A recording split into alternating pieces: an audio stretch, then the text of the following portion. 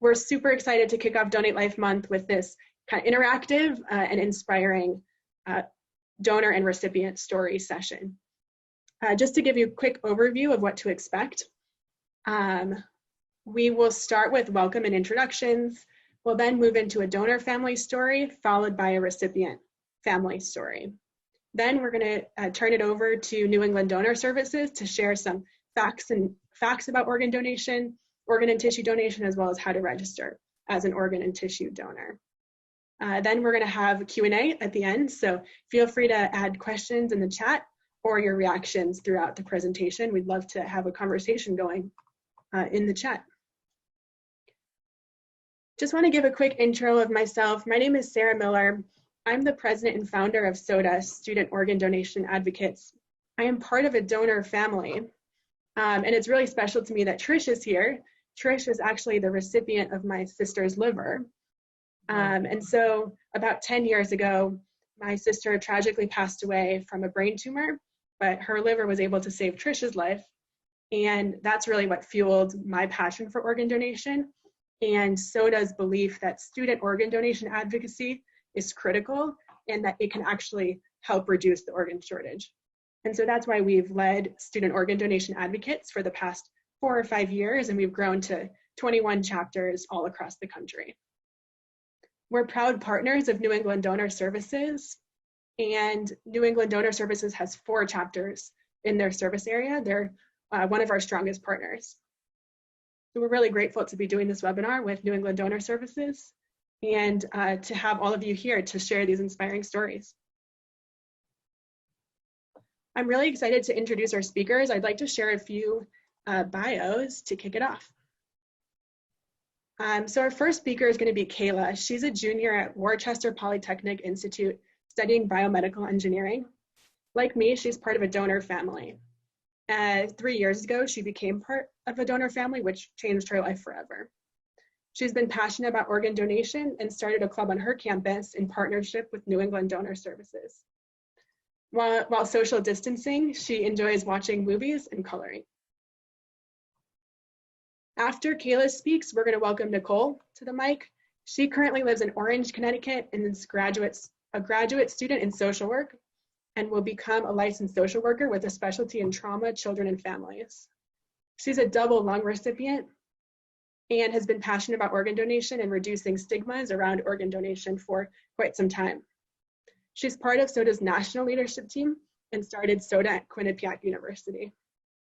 She's also a New England Donor Services volunteer. And while social distancing, she enjoys meditating, listening to music, and playing Pokemon Go. Nicole, we're super excited to have you. And Ingrid will be our third speaker. She's a community outreach coordinator at New England Donor Services, where she provides education about organ and tissue donation and promotes registration within diverse communities. She is from Venezuela, where she received a degree in international studies in '99. And she has worked in human services in a variety of industries for the past 20 years, including healthcare, mental health, domestic violence, sexual assault, and many more. As part of social distancing, she enjoys playing with her dogs, Coco and Luna, and lives with her husband in Massachusetts. So without further ado, I'm super excited to welcome Kayla to share her story. Hey everyone, I'm Kayla, and I'm here to share my story about how I'm connected to organ donation through being a member of a donor family. So I don't know about all of you guys, but I come from a pretty big family with 8 cousins just on my mom's side of the family. Along with that, I have 3 siblings. I have a little sister who's 9 years younger than me. I have a little brother who's 2 years younger than me and was adopted from the foster care system over 9 years ago now and been a part of our family ever since. And I also had an older brother who was 11 months older than me. So we were really close in age, and having this close age gap made us have a very special relationship because we were going through many things at the same time. We were learning to drive, getting our license, graduating high school, going to colleges, all different things that just made us have this different connection than I had with any of my other siblings. Along with this, He was my best friend, and who wouldn't want to be best friends with him? He was 6'8" and goofy. Everyone knew him and would notice him every single time he walked into a room because he just had that kind of personality that you knew who he was and wouldn't forget him. So, like I mentioned, we went through a lot of firsts together, and one of these was going to college. He had taken off a year, so we were actually going to college at the same time. I was headed to WPI for biomedical engineering, and he was headed to AIC to become a nursing student. He was really, and he had worked really hard and received almost a full scholarship. He learned about his passion when he was at a party and one of his friends decided to jump over a fire. His friend ended up falling into the fire and cutting one of the main arteries that ran through his arm. While everyone else was freaking out, my brother ran over, found where he was bleeding, took his shirt off, ripped it, made a tourniquet, and stopped the bleeding. The doctor later told his friend that if my brother hadn't done that, the kid would have likely bled to death by the time he got to the hospital. After this, my brother knew that this is what he wanted to do, that the reason he was put here was to save people, and he was passionate about helping people, which is why he wanted to become a nurse and go to AIC. Everything seemed to be going perfectly, and the path was really looking great for us. And that was until April 11th, when my family got a phone call that my brother had been in a car accident half a mile from my house. And even though he had to be life flighted to Bay State, no one really knew what was going to happen next or expected this outcome. But unfortunately, he suffered from traumatic brain injury, which he was not able to recover. And on April 12th, he was deemed brain dead. And this was really hard for my family, as anyone can imagine. Losing a sibling, losing a child is horrible. But the fact that Kenny was able to be an organ donor was something that we could really hold on to in this horrible moment. He was able to save people like he knew he wanted to. And even in his last act on this earth, he was able to help others, which is really something that grounded my family and gave us this piece of hope to hold on to, that during this horrific event, we were able to look at the light and see the people that he saved and the lives he changed. And this inspired me to make it my goal to educate people about what it means to be an organ donor, to work on my campus and teach students that what being an organ donor really means. There's a lot of stigmas around it, a lot of stuff people don't understand, and they don't realize that not only does this organ donation help the people who are receiving the organ, but it helps the family also. Without this, it would have been a lot harder to cope with his death than it was to know that he saved lives and that he was able to do something more. And knowing that, a lot of people don't realize or think of the other side of it, which is why I've just worked so hard to not let any of these opportunities pass and make sure everyone knows that if me sharing my story can teach you that, then I've achieved something today, because that's the bigger purpose, and that's something that I can use and hold on to and make this horrible thing that happened to me just a little bit better. So as you can see, these are some pictures of him, and you can tell, like I said, he's goofy and funny and really tall and an amazing person. So yeah, that's all I have, but thank you for listening, and I hope my story did something and affected at least one of you.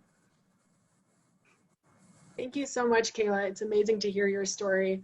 And as a part of a donor family myself, I really relate with this feeling of hope from the donor perspective, that even though your family gave a gift, you really feel like you got something in return as well. And you can see in the chat, folks responding to the story. Thank you guys. Feel free to keep responding throughout the presentation. Nicole, I'm excited to turn it over to you to share your recipient story. Hi guys, my name is Nicole Antaya, 25 years old, working on my master's in social work degree, which I never thought I would do. So this is actually really awesome. I was born with cystic fibrosis. It is a genetic life-threatening condition that affects the chloride channels of your body. So basically, chloride channels are giant slides throughout your body that allow water and different things to be transported through your body. So because I lack these simple but non-effective chloride channels, there's a mechanism that allows a lot of increased mucus to build up, which can cause to infection, scarring, inflammation, and then eventual loss of lung function. So I was born with this, so I don't know life without it, which is probably a good thing. And so I would say my day kind of looked like pre-transplant.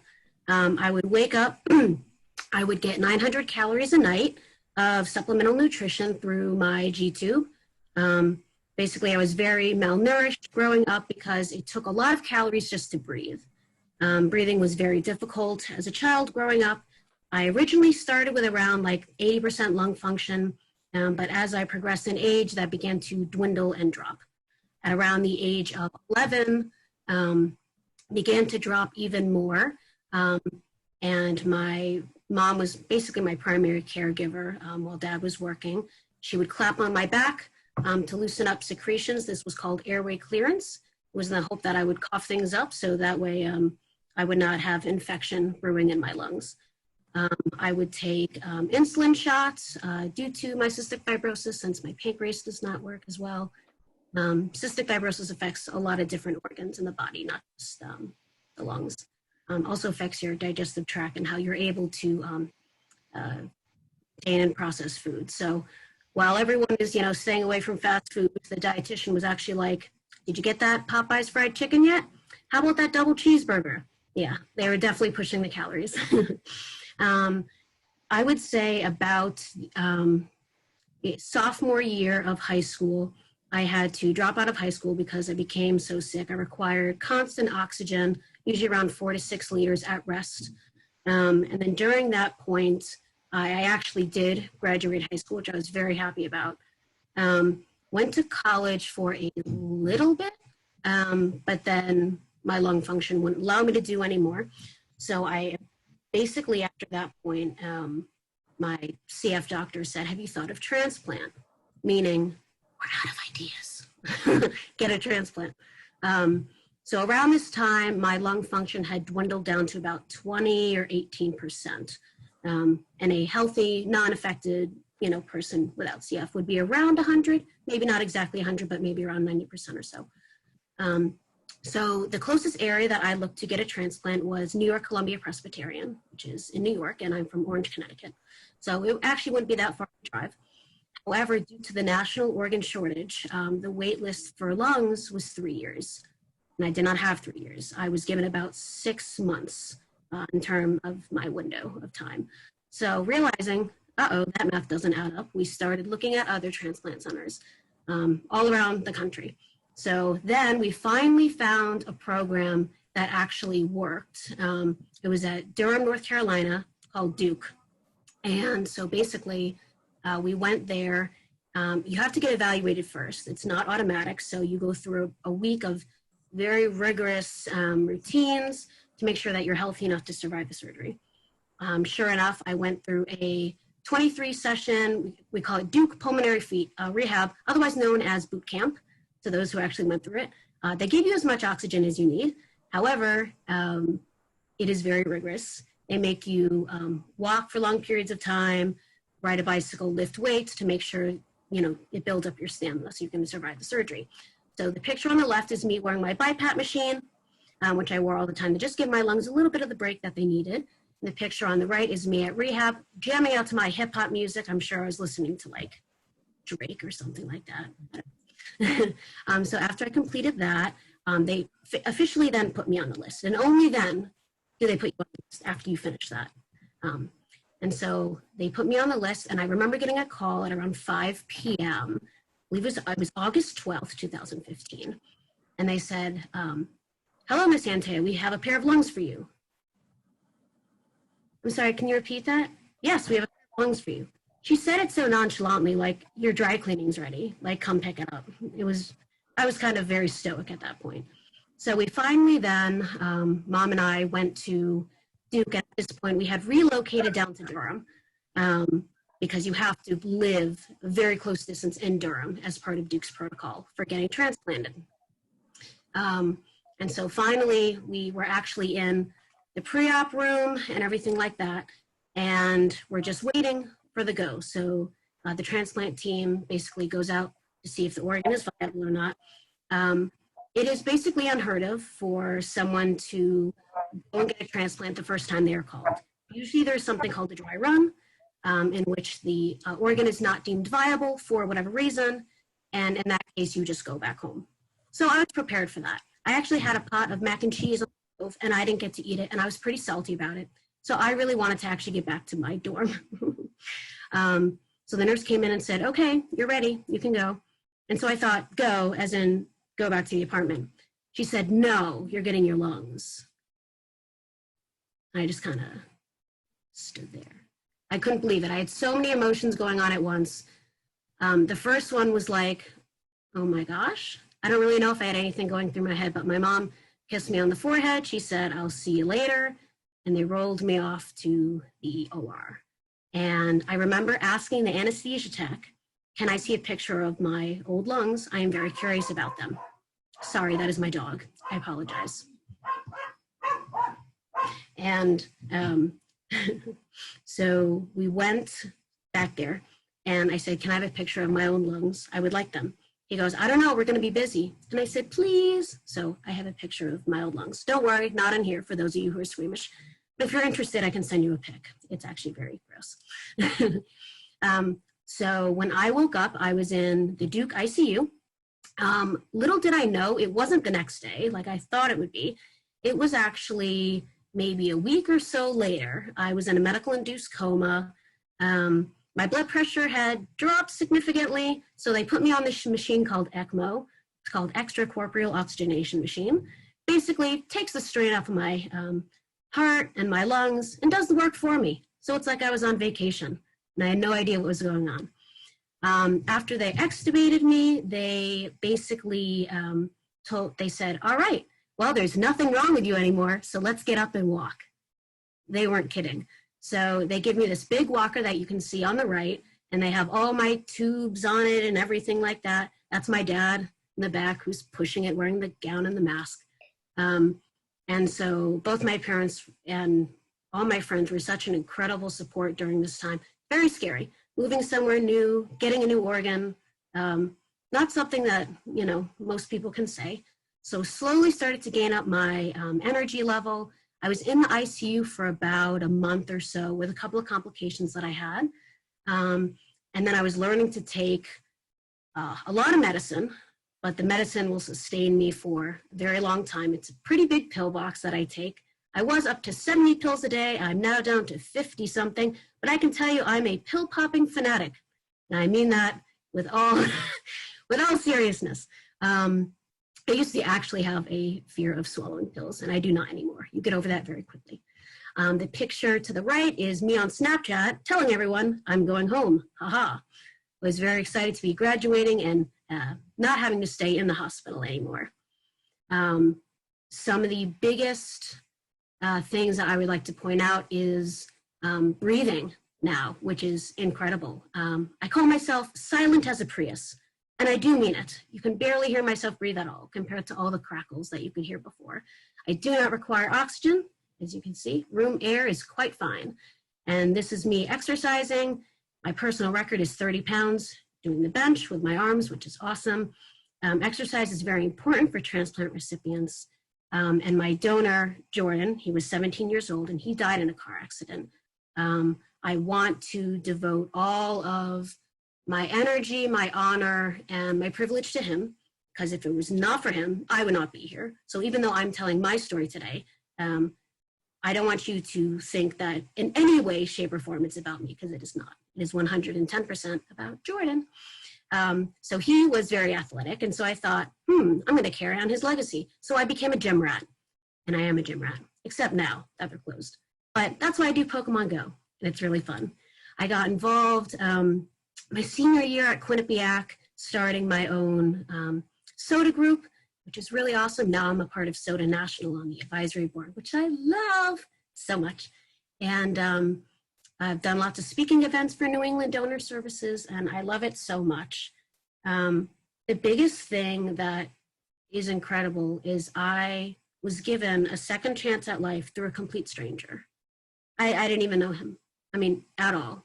And I will not know him. All I can do is honor him and everything that I do. He gave me a sacrificial gift of love and life. And because of that, I was able to graduate from undergrad. That's me, and that's my boyfriend, Matt, standing right there supporting me. But if it was not for my community, my family, and the people who love me, and of course, I would all to my donor, I would not be here. And so my biggest message is I'm an organ donor. And so if you aren't, I would just ask yourself, how come not? It really is incredible. You want to talk about like the Good Samaritan and like giving that last, love and story of hope. This is by far the story that I believe that paints that picture.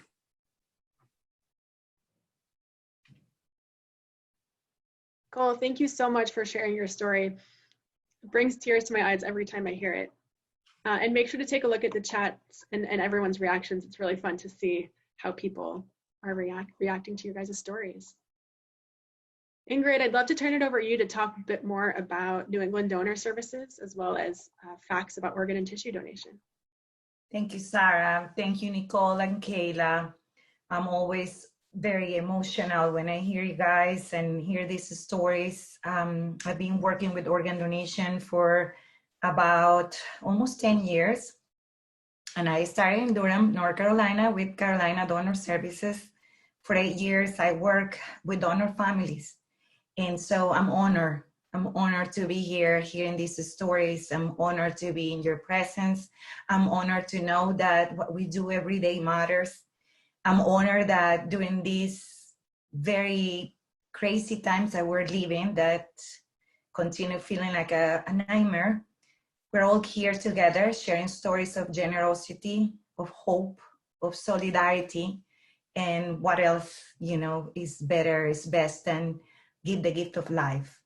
So I am happy and honored to be and see so many people connected. I'm sorry if I sound a little emotional. This has been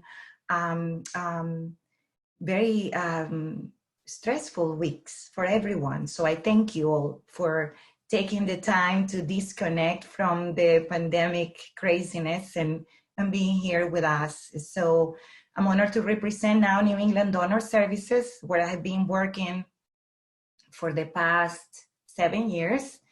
And I continue doing our mission to save and heal lives through organ and tissue donation. That's what we do every day. And now more than ever, I know there has been I have received some messages and questions about a lot of anxiety that people are having in the transplant community, because there's some pieces there in the media. I just want to assure everyone that as our organ procurement organization, and as well as many others in the country, we continue nonstop working to get all those 113,000 people that are in the waiting list, to give that hope that they will, like you, Nicole, receive their organ.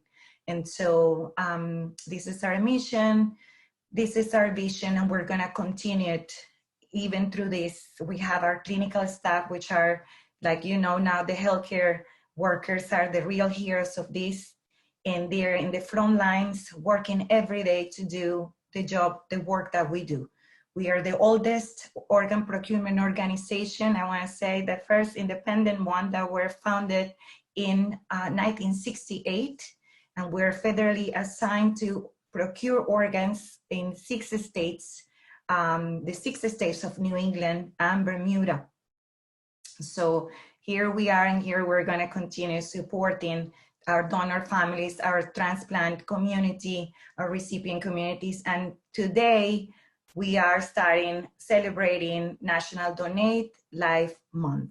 So this whole month we're going to be celebrating life, honoring all you guys, all these donor families, all our donors, all our registered donors, all the people that have received transplants, all the caregivers, everyone that supports our mission, our volunteers, our healthcare workers.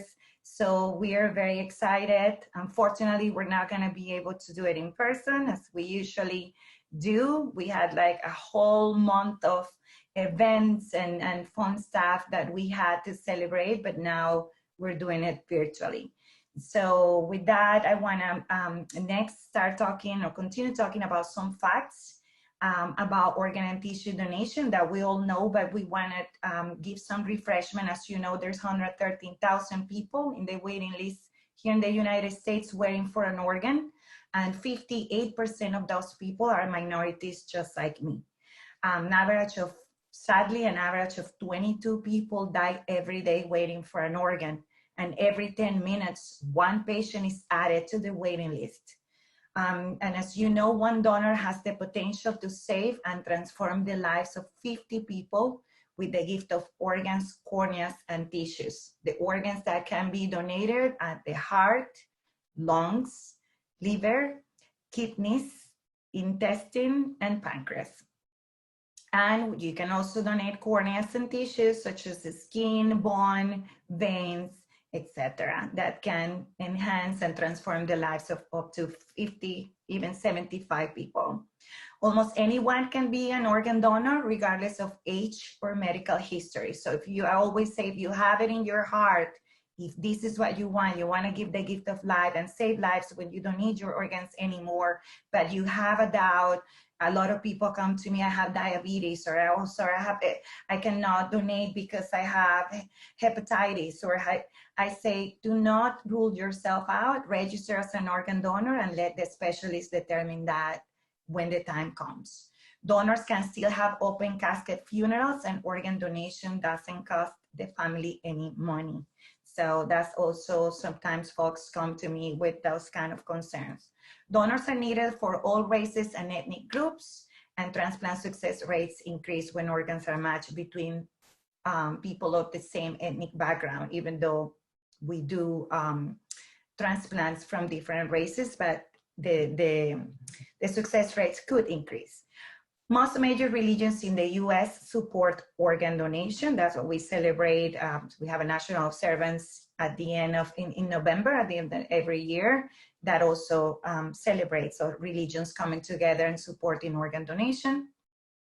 Federal law prohibits buying and selling organs in the US. I know there's a lot of movies out there or, that are not portraying organ donation, how it is. And some people that watch Grey's Anatomy and other stuff consider themselves experts in organ donation. So even though those movies or series can be entertaining, it's important to know the facts.